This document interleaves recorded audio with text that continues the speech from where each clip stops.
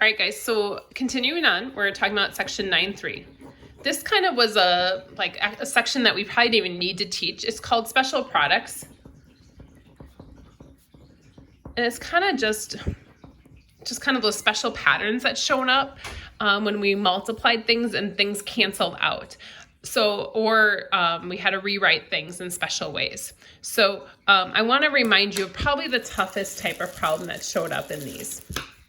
And what that looked like is if I had something like, can you see that yellow? Is that okay? Yeah. So if I, for example, 3 here, if I have 2x minus 5, and I wrote it as the quantity squared. So 2x minus 5 squared.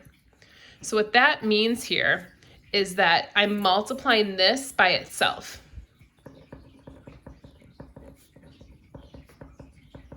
So it's the same thing twice. So once I do that, then I can use FOIL or box method to multiply this. So first, outer, inner, last, or again, use box method. So 2x times 2x is 4x squared. 2x times a negative 5 is a negative 10x. Negative 5 times 2 is a negative 10x. And negative 5 is a positive 25. So hopefully that seems familiar. And this is just considered a special product. And then these middle two terms will combine. Now, two negatives do not become a positive, and they don't cancel. They just become more negative. So this would be our final answer for this. So that would be our special products. This is all the things that we were supposed to test on before we left school for the quarantine. But one class of mine did test on it and the other class did not. So just that you guys realize that I am going to test everybody on all of this just because it's kind of our first test of algebra online anyway, and kind of see how things go. Most of you guys who tested before break did pretty well on it, or our lockdown. So we're going to talk about sections 9.4 and 9.5, and I'm going to kind of show you guys the difference between two pieces of this. So in section 9.4, we learned how to factor by a GCF. But then on 2 days later, we learned about factoring and solving with a GCF, and I want to show you the difference between those two. So if I just say factor versus I just say solve. So I'm going to give us 2 examples here. So this one's just going to say factor, and then this one's going to say factor and solve. And I'll show you guys the difference. So if it just says factor, so if I have, let's do, trying to think. So 6x to the second minus 9x. Versus factor and solve maybe looks like something like this. So n to the second equals 5n. So at this point, hopefully you guys notice the difference between these two. This one doesn't have an equal sign and it just says factor. That means all I have to do is factor and that's it. This one says factor and solve.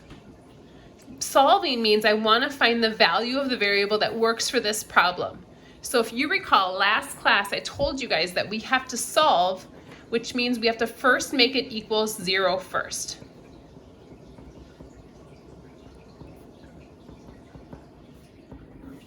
So that's super important that we make that equal 0 before we do anything else. Now this one's just factoring, so I don't have to worry about that. The solving makes this a little bit trickier. So here we're going to factor, and we're going to factor by a GCF. So that was the greatest common factor that can come out of these. So out of these two, a 3 goes into both, but also an x. So I'm going to pull out a 3x, and I'm going to divide that out of each of these. So 6 divided by 3 is 2. X squared divided by x is just going to be x. Negative 9x divided by 3 is just going to be a negative 3. The x's will cancel. And so this one is done. It asks us just to factor. So that's all we have to do. So we can stop. Whereas this problem says factor and solve. So the directions will tell you that you need to do this. It won't tell you that that means we needed to make it equal 0 first. So factoring, factor and solve, make it equal 0 first. So I'm going to move this 5n over.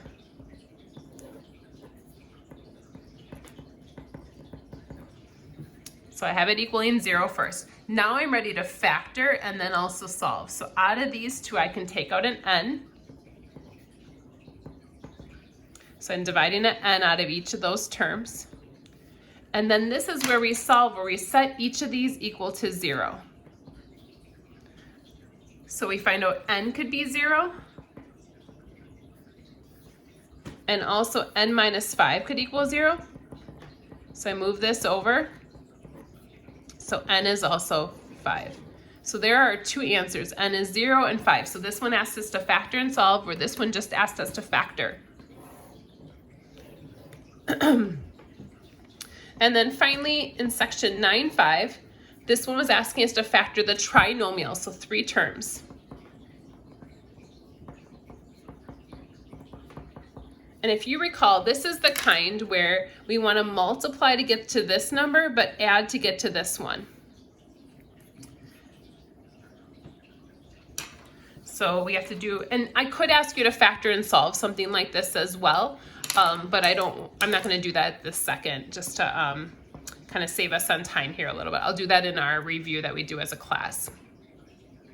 So in this case, if I want to factor, we'll use y's. Y squared plus 4y minus 21. So I want to factor this. Now it doesn't say to factor by a GCF, and if you look, there is no common factor among all 4 terms. So this is the kind where I know I have to use y and y because it's y squared. So y times y gives me y squared. I want to multiply to get negative 21, but add to get 4.